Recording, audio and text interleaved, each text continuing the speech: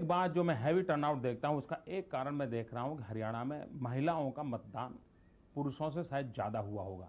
Details अभी तक मेरे पास पहुंची नहीं।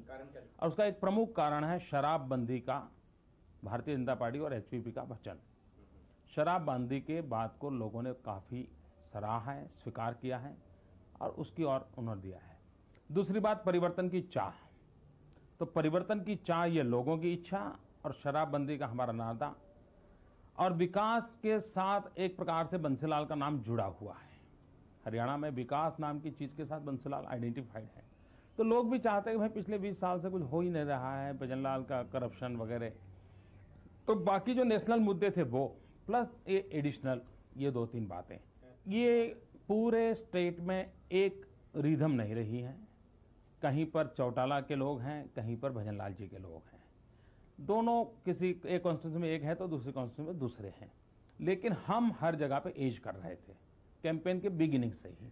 और जैसे ही समझौता डिक्लेयर हुआ, भारतीय जनता पार्टी और एचपीपी एकदम से अब चली गई थी। बंसीलाल जी और चौटाला जी दोनों चाहते थे कि भारतीय जनता पार्टी उनसे समझौता करे और वे लगातार कोशिश कर रहे थे।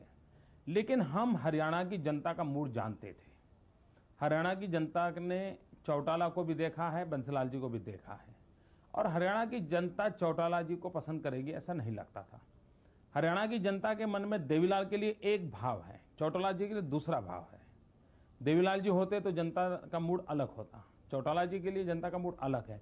ये पूरा असेसमेंट हमारे पास था। ऐसी स्थिति में हम डूबना नहीं चाहते थे।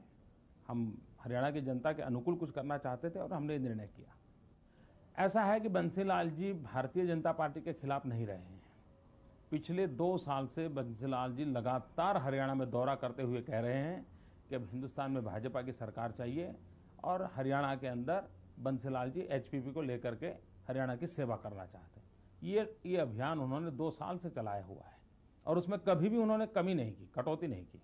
इसलिए मुझे नहीं लगता है कि एक प्रकार से वो भाजपा के विरोधी मानस के लोग हैं।